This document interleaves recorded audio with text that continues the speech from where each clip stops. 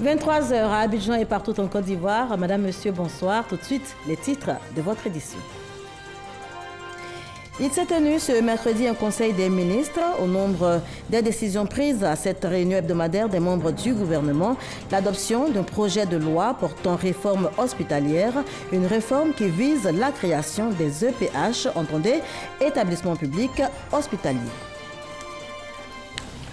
Mariatou Okone, ministre de la Solidarité, de la Cohésion sociale et de la lutte contre la pauvreté, était l'invitée des rédactions de Fraternité Matin ce lundi 11 mars. Face aux journalistes, elle a exposé sur le programme social du gouvernement de 2019 à 2020. Et puis un immeuble de 4 étages abritant une école s'est effondré ce mercredi à Lagos Island, un quartier populaire de la capitale économique nigériane. De nombreuses victimes enregistrées, parmi lesquelles des enfants pris au piège dans les décombres.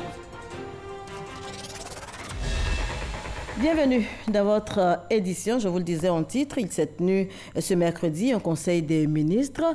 Au nombre des décisions prises à cette réunion hebdomadaire des membres du gouvernement, l'adoption d'un projet de loi portant réforme hospitalière, une réforme qui vise la création des EPH, entendez, établissements publics hospitaliers.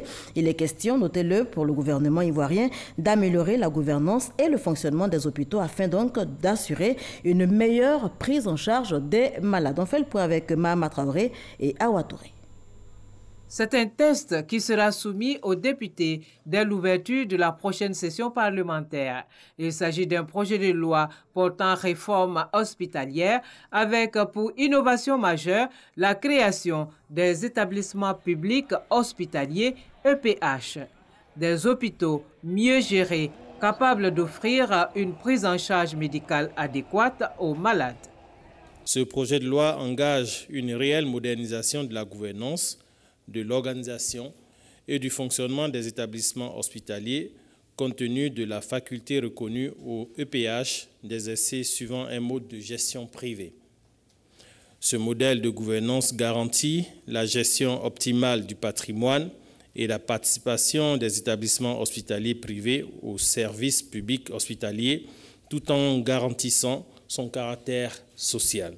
Ce sont les CHU qui deviennent des EPH. Donc, il n'y a pas d'autres nouveaux établissements à créer, sauf les nouvelles constructions qui seront réalisées dans le cadre du plan national de développement sanitaire. Mais c'est vraiment un changement d'identité, un changement de mode de gestion de chacune de ces institutions. Pour le moment, le gouvernement a fait sa part et transmet le projet de loi à l'Assemblée nationale pour adoption. Et c'est seulement alors que le texte sera opérationnalisé.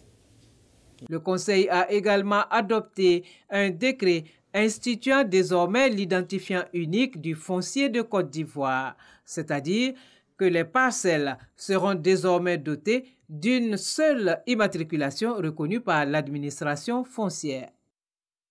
L'IDU-FCI est un numéro alphanumérique d'identification fixe de 20 caractères générés dans le traitement des dossiers fonciers à attribuer à toute parcelle située sur le territoire national et qu'elle devra obligatoirement posséder en dépit des modifications apportées à sa consistance.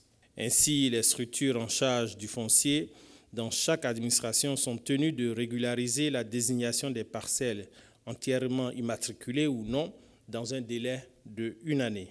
Cette mesure vise à mettre un terme à la juxtaposition des différents systèmes d'identification des parcelles et à établir une numérotation continue et unique des parcelles en vue de rationaliser et de sécuriser la gestion du foncier sur l'ensemble du territoire national. Afin d'éviter tout risque de dégâts liés aux inondations, le gouvernement opte pour la prévention. Le Conseil a instruit le ministre chargé de l'assainissement et de la salubrité et l'ensemble des ministères concernés à l'effet de prendre des mesures urgentes pour dégager toutes les zones inondables des bâtis y existants et d'accélérer les procédures de passation des marchés de curage en vue du lancement des travaux de pré-saison 3 mois avant la saison des pluies. Le Conseil des ministres s'est également fait l'écho de la situation qui prévaut actuellement dans l'éducation nationale et l'enseignement supérieur. Relativement aux grèves dans le secteur de l'école primaire, il y a une reprise effective qui a été constatée sur toute l'étendue du territoire. Dans l'éducation secondaire, la reprise, quoique mitigée, est effective. D'ailleurs, la ministre en charge est en négociation avec les syndicats pour que nos élèves puissent continuer à aller à l'école dans les plus brefs délais. Relativement au secondaire, la normalisation a été observée et les cours ont lieu, idem pour les examens. Et bientôt d'ailleurs, les enseignants iront en atelier avec le ministre en charge de l'enseignement supérieur pour adresser certains points de revendication qui étaient inscrits dans leur liste. Autre point abordé lors de ce conseil, le niveau d'exécution du projet Sublime Côte d'Ivoire. Ce projet, destiné à valoriser le potentiel touristique ivoirien, va bientôt aborder la phase de recherche de financement. À noter également l'inauguration le 25 mars prochain à Abidjan du Centre régional d'excellence de lutte contre la faim et la malnutrition. Mariatou Okone, ministre de la Solidarité, de la Cohésion sociale et de la lutte contre la pauvreté, était l'invité des rédactions de Fraternité Matin ce lundi 11 mars. Face aux journalistes, elle a exposé sur le programme social du gouvernement de 2019 à 2020. La ministre a également revenu sur le programme Filets socio-productifs. On fait le point avec Ahmed Traoré et Herman Livet. 2 heures avec la presse pour passer au peigne fin les actions menées dans le sens de soutenir les victimes des crises survenues en Côte d'Ivoire de 1990 à 2011. C'est l'exercice auquel s'est prêté Koné Mariatou, ministre de la Solidarité, de la Cohésion sociale et de la lutte contre la pauvreté. Sujet également abordé, les filets sociaux productifs, ce projet du gouvernement pour lutter contre l'extrême pauvreté. Avec le concours, heureusement, de la Banque mondiale, qui est le partenaire principal sur ce projet, nous avons pu obtenir d'abord 25 milliards de francs CFA sur la période 2015-2020 à partir de l'identification des pro-pauvres, c'est-à-dire les pauvres des pauvres. Nous allouons 12 000 francs CFA par mois à des ménages pour leur permettre de retrouver leur dignité, d'avoir le minimum vital pour vivre. Le bilan sur les dossiers en cours de traitement au sein de son ministère a également été présenté. Que nous prenions en compte d'abord, prioritairement, comme cela se fait au niveau international, dans le droit international, les personnes victimes d'atteinte à l'intégrité physique. C'est ce qui explique que nous privilégions, pour l'instant, les personnes décédées, et puis que nous prenions en charge intégralement les personnes qui ont été blessées physiquement ou mentalement suite à l'une quelconque de ces crises si des séquelles perdurent. Et pour cela, il a mis en place un fonds qui est le fonds d'indemnisation des victimes avec une dotation initiale de 10 milliards.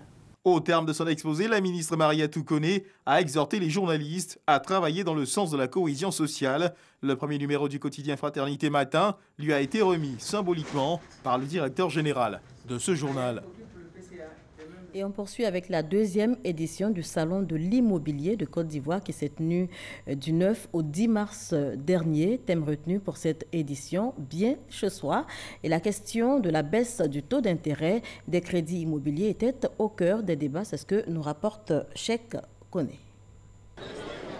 Il est désormais possible pour toute personne sollicitant un prêt immobilier de bénéficier d'un crédit acquéreur d'un taux compris entre 4,75 et 7%. Le constat a été fait par le ministre de la Construction, du Logement et de l'Urbanisme, Bruno Nabagné-Koné, lors de la 2e édition du Salon de l'immobilier de Côte d'Ivoire. Je suis très heureux de voir que les taux baissent.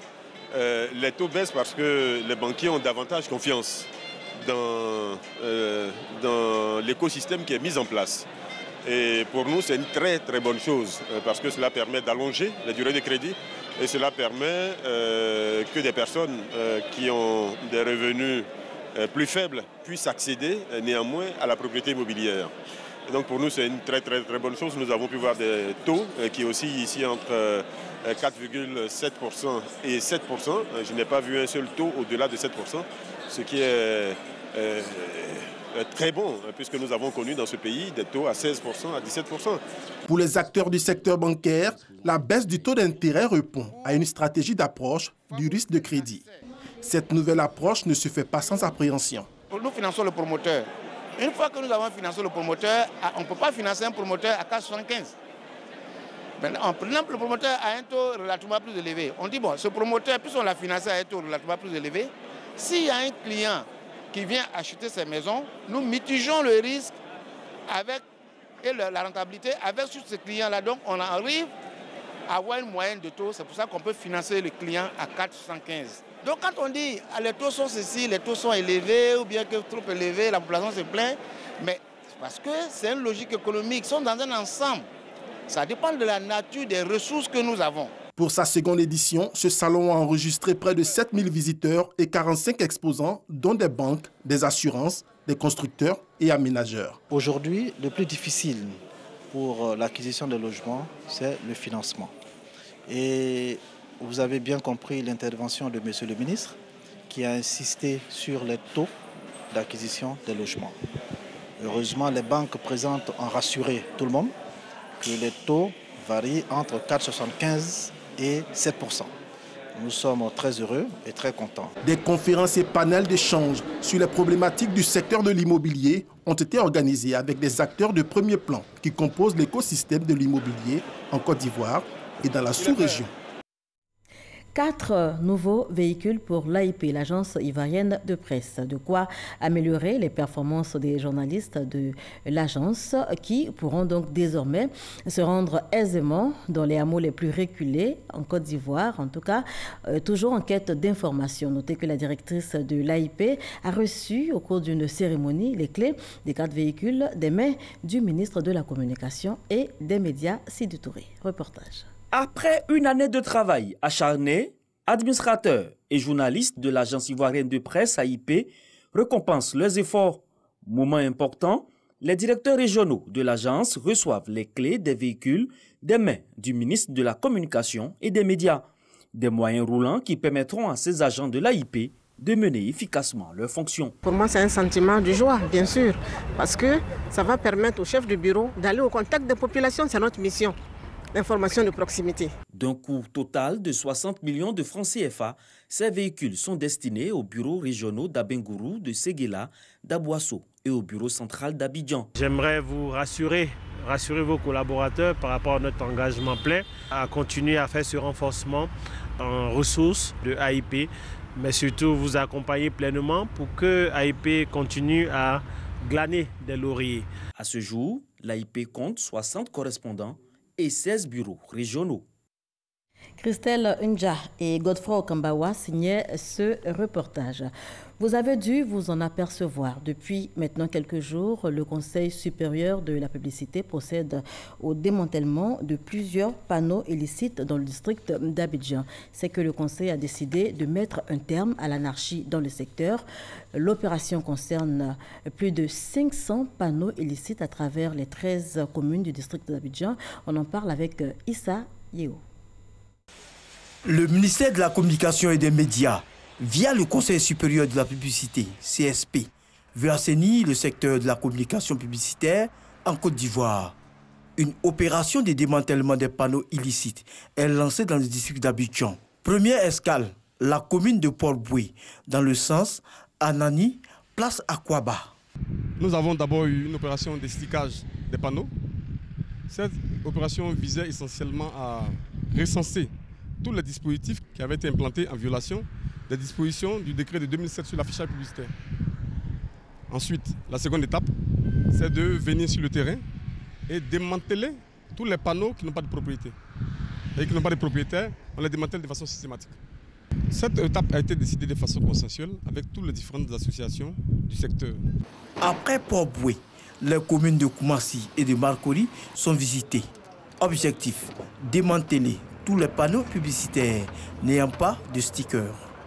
N'importe qui se lève et puis place un panneau publicitaire, il n'est pas régi, il n'a aucune société, et il profite de ces panneaux-là, il fait une activité commerciale et publicitaire là-dessus. C'est interdit parce que c'est réservé exclusivement aux régies en affichage agréées par le Conseil supérieur de la publicité. 500 panneaux illicites sont concernés par cette opération qui va durer 2 semaines dans les 13 communes du district d'Abidjan. Depuis le début de l'opération, plus de 80 panneaux sont démantelés. Le 13 mars 2016, la Côte d'Ivoire faisait l'objet d'une attaque terroriste. La ville de Grand Bassam prise pour cible. 3 ans après, la nation se souvient de ces disparus et des nombreux blessés enregistrés lors de cette attaque. Au nom du gouvernement, le ministre de l'Intérieur et de la Sécurité a déposé des gerbes de fleurs au pied de la stèle érigée en la mémoire des victimes. Notez qu'à cette cérémonie qui s'est voulue sobre, Sidiki Diakité était accompagné des autorités municipales et coutumières, des représentants des chancelleries et des familles des victimes. Les leaders religieux s'impliquent dans la lutte contre la radicalisation islamiste. Un colloque les réunit justement en ce moment sur les bords de la lagune Ébrié. Les enjeux avec nous, Sangaré et Pagasoro Kone. La radicalisation religieuse, une problématique qui prend de l'ampleur au fil des années, selon la Ligue des oulémas, prêcheurs et imams des pays du Sahel. Et l'une des principales causes de ces phénomènes, la pauvreté. Un jeune qui est affamé, un jeune qui n'a pas de situation et qui veut se marier, qui veut s'installer, qui n'a pas de moyens, qui ne voit rien à l'horizon qui lui permet d'avoir ce qu'il veut et que quelqu'un vienne s'arrêter devant lui pour dire « moi je peux te donner 10 millions ». Il va partir. Il faut donc l'éradiquer, d'où la tenue de ce colloque initié par la Ligue des oulémas, prêcheurs et imams des pays du Sahel. Le rôle des leaders religieux dans la promotion du développement local pour la lutte contre la radicalisation et l'extrémisme violent. Thème choisi pour ce colloque. On a choisi cet atelier pour faire face à quelques actes d'évaluation économique pour créer des entreprises, des micro-entreprises pour les jeunes et pour les femmes, pour que les extrémistes ne trouvent pas les moyens d'acheter un pauvre, d'acheter un jeune et de lui donner quelques dollars ou bien pour lui donner le paradis ici sur terre. Le président de la Ligue des oulémas, prêcheurs et imams des pays du Sahel, exhorte également les États à accompagner les efforts des leaders religieux dans leur mission de prévention contre la radicalisation et l'extrémisme. Ce colloque, qui se tient sur 2 jours dans la capitale ivoirienne, a vu la participation de plusieurs pays, dont l'Algérie, le Burkina Faso, le Mali, la Mauritanie, le Niger, le Nigeria, le Tchad, la Guinée, le Sénégal et la Côte d'Ivoire. Le maire de la commune d'Abobo a présidé la première session ordinaire du conseil municipal de la commune.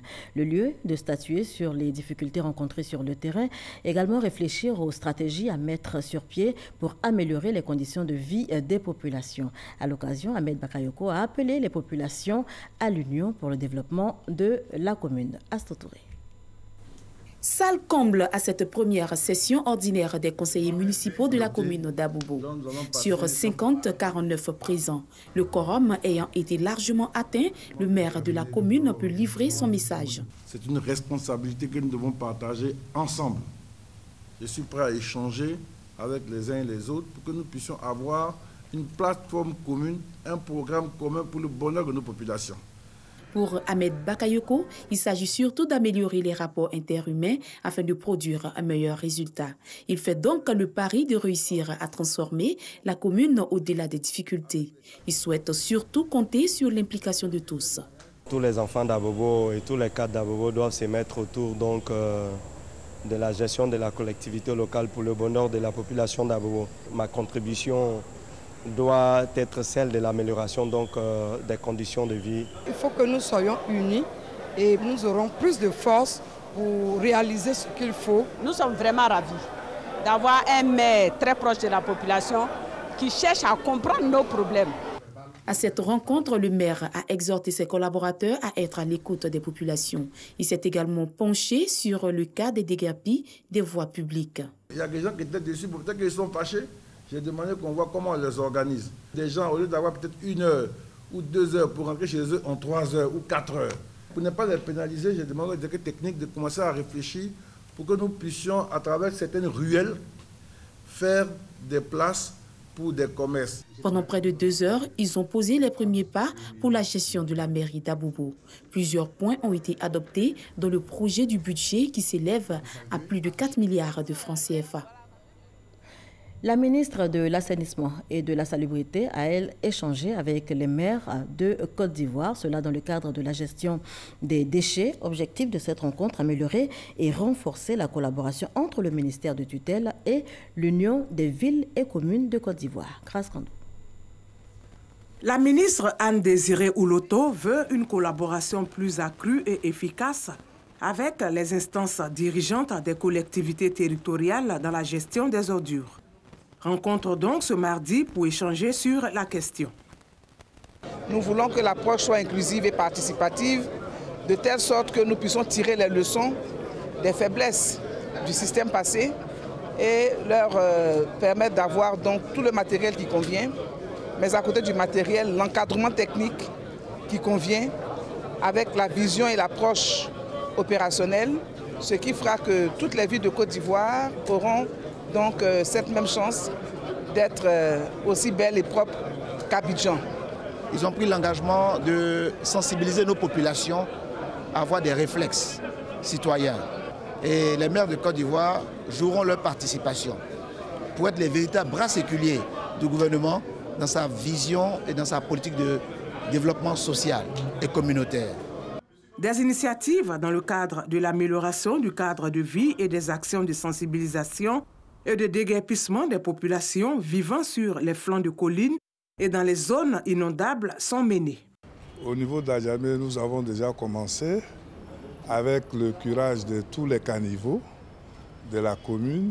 Et nous avons mis une équipe au niveau de notre service technique pour recenser tous les endroits à risque. Nous avons mis effectivement donc des poubelles devant donc des portes, des maisons, pour permettre effectivement aux gens donc de ne plus verser partout et donc de verser donc les déchets dans les poubelles qui ont été donc installées au niveau donc de différents quartiers.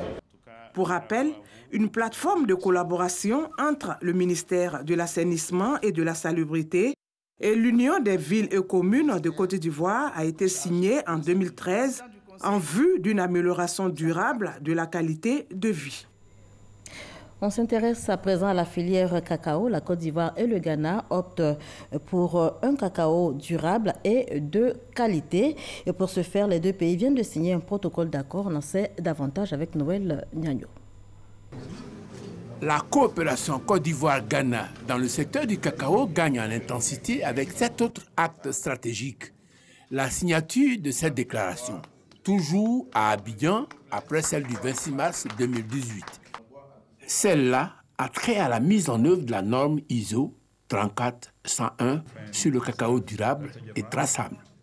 Les signataires, le directeur général du Conseil Café Cacao de Côte d'Ivoire, Yves Brahima Koné, et Joseph Bohin Aïdo, directeur exécutif du Ghana Cocoa Board. Les deux poids lourds de l'offre mondiale du cacao, 60% du marché, prennent ainsi une option sur l'avènement d'une norme qui prend en compte surtout l'amélioration des conditions sociales et des moyens de subsistance des producteurs. Toutes choses qui permettront d'assurer une production durable du cacao. Cela pour éviter d'éventuelles pénuries préjudiciables à l'industrie du chocolat parce que la demande en cacao et en chocolat croît d'année en année. La norme objet de cette rencontre a 4 composantes. La partie 1, portant sur les exigences relatives au système de gestion de la durabilité. La partie 2, portant sur les exigences de performance relatives aux aspects économiques, sociaux et environnementaux. La partie 3, portant sur les exigences relatives à la traçabilité. La partie 4, portant sur les exigences relatives au système de certification. Si les 3 premières sont considérées comme acquises, la 4e composante attend d'être validée par les parties. Voilà tout le sens de la déclaration d'Abidjan. La Côte d'Ivoire et le Ghana ont décidé à travers le Conseil du café cacao et le Ghana Cocoa Board de s'approprier la norme internationale ISO 34101-4 sur le cacao durable et traçable afin d'y apporter les améliorations nécessaires qui tiennent compte des intérêts de l'ensemble des acteurs. Comme on le voit, les deux poids lourds veulent désormais compter dans les prises de décision, surtout quand il s'agit des questions de production et des conditions de vie des cultivateurs. Kwalou, entendez Femmes, lève-toi en langue Yakuba. À l'initiative des femmes scouts de Côte d'Ivoire, eh bien, la première édition de ce concept a été organisée. C'était à la faveur de la Journée internationale des droits de la femme. Notez que les femmes scouts de Côte d'Ivoire veulent tout simplement être citées désormais au poste de responsabilité. Théodore Zouzou et Franck Quadio. Impacter sa communauté en tant que responsable quand on est une femme, tout un défi. L'Association des scouts catholiques de Côte d'Ivoire, dans la dynamique du mois de mars dédié à la femme, veut outiller ses membres. Kwalou, Femme, lève-toi en langue locale Yakuba, une série d'activités est alors organisée. Les femmes scouts de 15 régions de la Côte d'Ivoire engagent la réflexion. Nous sommes 40% de femmes au niveau de la SCCI. Et sur ces 40% de femmes, il n'y a seulement que 20% de l'effectif total qui occupe des postes de responsabilité. Nous voulons nous affirmer, nous voulons oser. Voilà, c'est tous ces challenges-là que nous voulons relever au niveau des femmes scouts. Des femmes scouts au service de leur communauté, les consoeurs du Ghana voisin sont venus apporter leur soutien. Mais comment est-ce qu'on fait pour atteindre ce niveau? C'est en apprenant. It's not because you're a woman. Ce n'est pas seulement parce que tu es une femme. It's because you have the skills. C'est parce que tu as les compétences. You have the determination. Tu as la détermination. You have your commitment. Tu as l'engagement. And you are ready to make it happen. Et tu es prêt à faire en sorte que cela se produise. Dépistage de cancer du sein, panel, dîner gala, des activités pour sceller l'union entre femmes scouts. Les Kwalou 2019, première édition, ont débuté depuis le 8 mars dernier. On poursuit en images avec la 28e session du Conseil des gouverneurs de la Fondation pour le renforcement des capacités en Afrique. Les capacités en matière de leadership en Afrique sont faibles. C'est en tout cas la conclusion de l'indice des capacités en Afrique pour la mise en œuvre de l'agenda 2063 de l'Union africaine. La 28e session du Conseil des gouverneurs de la Fondation pour le renforcement des capacités en Afrique planche donc sur le sujet. On poursuit avec l'actualité hors de chez nous, l'actualité internationale de ce mercredi qui est marquée par l'effondrement d'un immeuble au Nigeria, une fusillade dans une école au Brésil qui a fait au moins 6 morts et la condamnation supplémentaire infligée à Paul Manafort aux États-Unis. Et c'est avec Soro Wodjontelehe.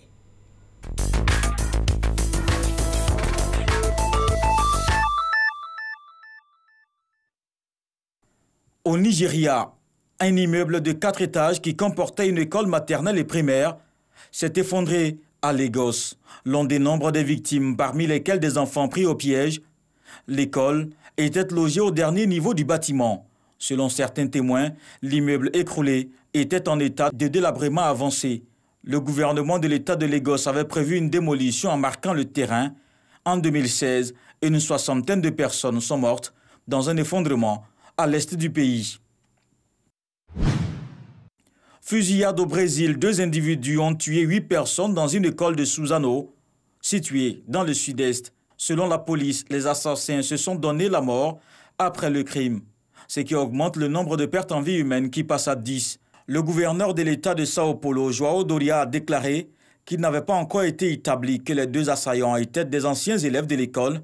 En 2011, un acte similaire s'était produit au Brésil. Aux États-Unis, l'ancien directeur de campagne de Donald Trump, Paul Manafort, a été condamné à 43 mois de prison. Cette sanction supplémentaire vient alourdir sa condamnation de la semaine précédente qu'il devrait passer derrière les barreaux. L'homme est âgé de 69 ans. À Washington, Paul Manafort était poursuivi pour avoir omis de déclarer ses activités de conseil en Ukraine et pour avoir tenté d'influencer des témoins. C'est ici qu'on s'arrête pour cette édition. Merci de l'avoir suivi.